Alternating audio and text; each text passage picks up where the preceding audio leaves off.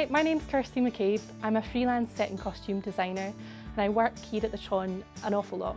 What we're going to talk about today is we're going to look at what is set and costume design, what does it mean, how do we do it, and how do we create these environments for the stage. So first of all, what is theatre design? Theatre design is creating an environment for a story to exist, for characters to come off of the page and to help the playwright communicate a message or an emotion or a theme. Every play has a message or has something that the playwright is trying to tell us. And what we try to do as designers is we try and help communicate that message in a visual way. When we're first approaching designing for theatre, the first thing that we need to do is we need to read our text. And sometimes that can be quite a difficult thing if it's something like a Shakespeare or a text that's really quite dry and quite not very appealing to read. It can be quite a difficult process. But I've got some tips that can help you try and get to grips with what that meaning is, with what that text is. So the first tip is read your text. Read your text multiple times, but don't put the pressure on yourself to read it really in depth from the first go. If you do that thing where you're reading a page and you don't take all the information in, it's really no use to you. So read your text multiple times. The second tip, read your play and list all of your given information. Okay, so make a list of everything. What characters are there? How many characters are there? What are those characters' ages? What places are we in? Just list the who, the what, the why, the where. Okay, it's the simple information that you can really try and take out of the play really quickly. Third, try and split your play into a beginning, a middle and an end. Try and work out which sections would fit into each of those. This could be across multiple scenes. It just gives you slightly more of a guidance as to where the play is going and at what stage things change.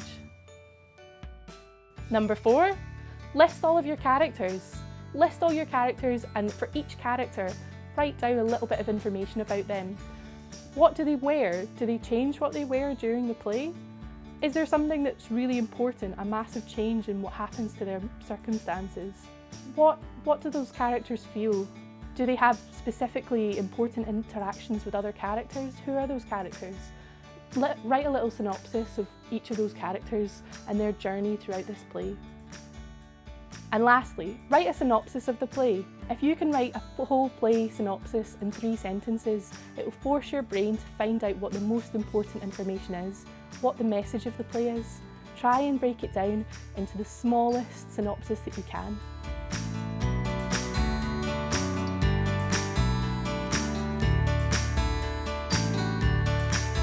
So the design process is generally split into 3 stages. That's true regardless of what it is that you're designing. It could be a house, it could be a shoe, and it's definitely true of theatre design. So those 3 stages are research, development, and presentation. So, stage 1, research. When it comes to research, it's really about taking in as much information as you possibly can. It can be really, really tempting just to jump on your first idea and run with it. But don't do that. Give yourself the time, give yourself the space to try and figure out different possibilities. So all of the written notes that you've taken from doing your text analysis and reading your script, use them and make them into something visual. For each of those little bullet points, try and find an image. Try and find 2 images or more, okay? So what you really want to do is you want to build up a really big bank of images, and using those images, you can create mood boards. You can try and use them as a springboard for new ideas. Stage 2, development. Taking all of your research and all of your mood boards and all of the possibilities that you've got, you want to move these ideas forward in developing your design concept.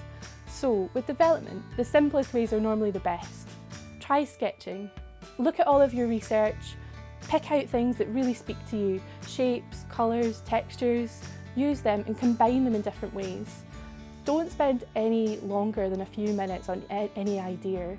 You want to get as many ideas as you possibly can. Don't spend lots of time on one sketch. It's not the most useful thing. You want your sketches to be living, to be a notebook, to be more about ideas rather than creating a perfect drawing. Another way to develop your ideas is to use rough model making. This is when you take your sketches and you lift them off the page. It's when you create something that's a 3D scaled version. So just using paper and cards, masking tape, you can create really simple models, and that'll just give you more of a sense as to how that's going to exist as a 3D thing that you're making, because ultimately what you're designing is a space. Stage 3, presentation. So you've gone through this process, you might have some ideas. What you want to do now is you want to develop those ideas into a final outcome. You want to maybe do a sketch of your final idea.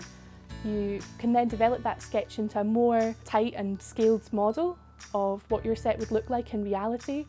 For your costumes, you would create costume sketches, maybe with references to things that you would want them to look like. You could maybe do another set of mood boards to help people to understand your idea. The real key to presenting your idea is to help people understand what it is that you're wanting to achieve, where it is that you got those ideas from.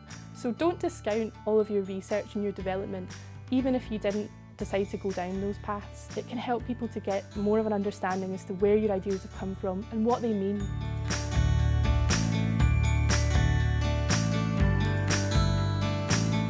Your model box is going to be 25 times smaller than what it would be in reality. So this is 1 to 25 scale. You can use a scale ruler to help you make this, and that's a really useful tool to have for a designer. Your model should be exactly as you would like it in reality, your final model. So whether you have little books or little props that you put inside your model, you could even put little lights in it. Once you've created your final model, this model is then passed on to the other relevant production departments, whether that's carpenters or scenic artists or the production manager himself. Those departments are then able to use that model to cost and to use as a reference in order to then create that at a full scale.